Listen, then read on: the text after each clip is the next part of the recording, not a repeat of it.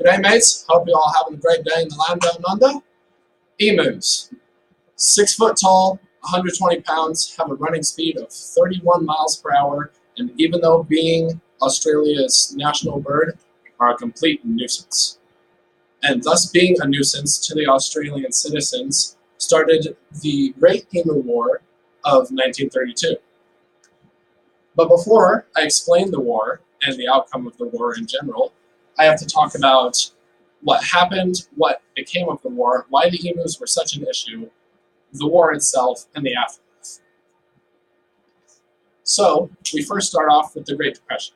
After World War I, British and Australian soldiers returned to their homes and were given plots of land and were given seeds to farm wheat in return for government financial aid.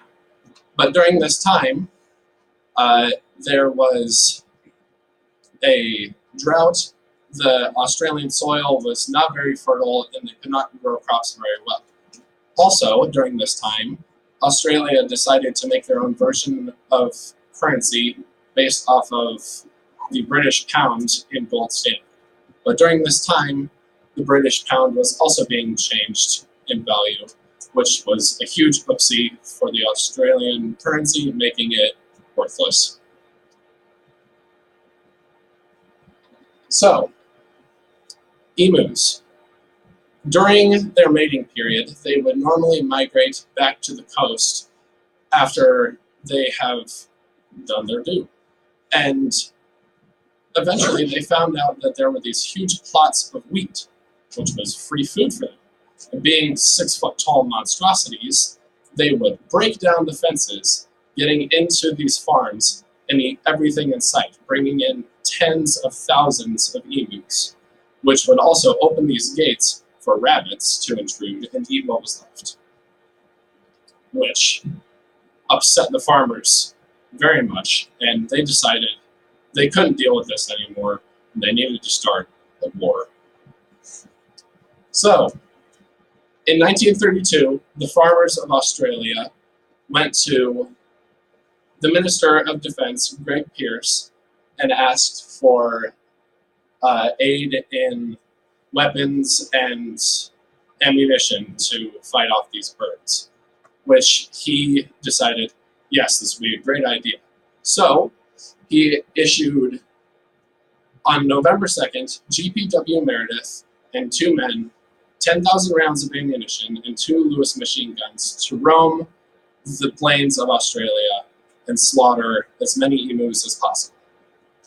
Their first attack, they came up on a mob of emus, and they weren't in close enough range to get a good shot off, but they decided, since they are such huge monsters of animals, they're going to take their chances, which, as they were firing off their rounds, these emus had a strategy. They cut off into smaller mobs and then dispersed out into the wilderness. And this first attack, the Australian soldiers were quoted as saying they only got a number of birds, which was still an accomplishment for them, but didn't help very much. Their second attack was a few days later, and they decided to get a little closer.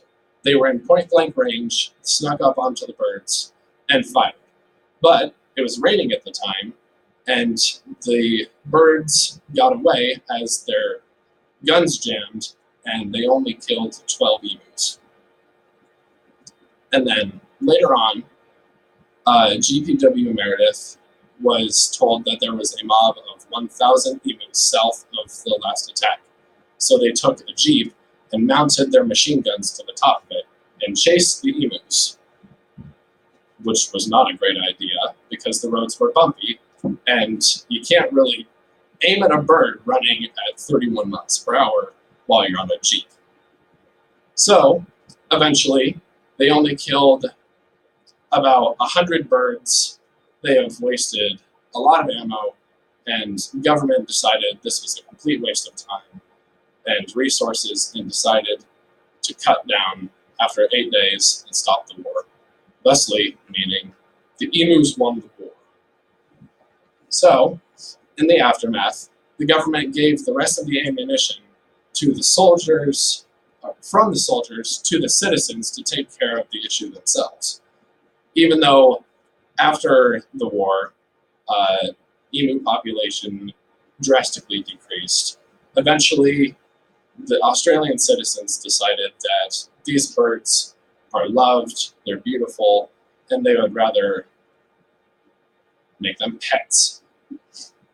And after the war, G.P.W. Meredith is quoted as saying, "If we had a military division with the bullet-carrying capacity of these birds, it would face any army in the world." Thank you.